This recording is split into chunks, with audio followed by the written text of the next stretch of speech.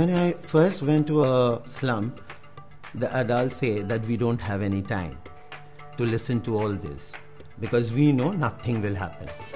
So we try to organize the children, make them peer educators or group leaders so that they can bring about changes within their own community. তবে কি আমার মনে হয় যে অনেক বাড়ি আছে যারা হয়তো থাকে না, তারা হয়তো দিনের কাজে যায়, রাত্রিরে ফেরে, তো তখন কিন্তু তাদের বাড়িতে কিন্তু বাচ্চা আছে, অথচ সেই বাচ্চাটাকে নিয়ে কাজে যায়, অথচ তার বাড়িতে লিখে গেল পি আর ডেট দিয়ে গেল, অথচ সেই বাচ্চাটা পালস পোলিও খেয়েছে, আদৌ কি সে পেয়েছে না। তাহলে এই যে গ্যাপগুলো রয়ে যাচ্ছে, কিন্তু এই যে গ্যাপ,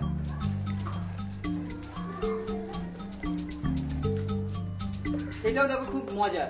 ধরো এই যে এই গ্রুপে কে কে আছে, তারা কি করলো, এ গ্রুপে গিয়ে পুরো অ্যাওয়ারনেস করলো, যেটা হচ্ছে দেখবে যারা অটো করে বলে তাদের অনেক টাকা মাইক ভাড়া করে, ব্যাটারি ভাড়া করে, তারপরে তো বলে, কিন্তু আমরা যারা কাজ করছি আমাদের কাছে কত টাকা আছে?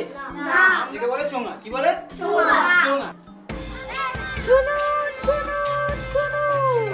আগামী রবিবার ব্রাহ্মণী বাবুর ক্লাবে পালস পোলিও টিকা খাওয়ানো হবে, আপনারা সবাই আপনাদের বাচ্চাদের নিয়ে যাবেন। একটা হাত যদি মানুষের এমনি থাকে, সে জীবনে আর কি করতে পারবে? বিশেষ কিছু করতে পারবে না।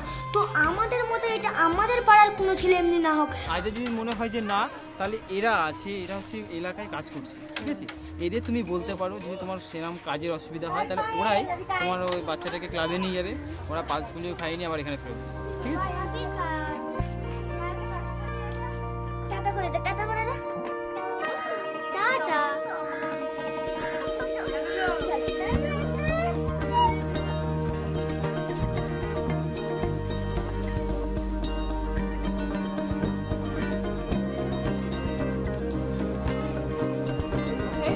Previously, there was, around 40% of the children, they go to the vaccination center.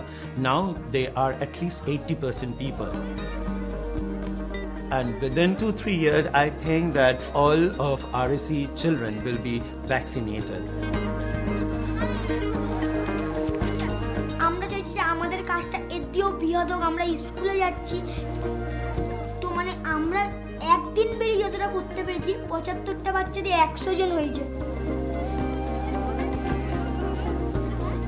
তারা নিজেরা কেন নিয়ে আসছে না? তাদের ছেলে মেয়ে, আমাদেরও ভাই বোন, আমাদেরও বলার কর্তব্য বলেই আমরা বলছি।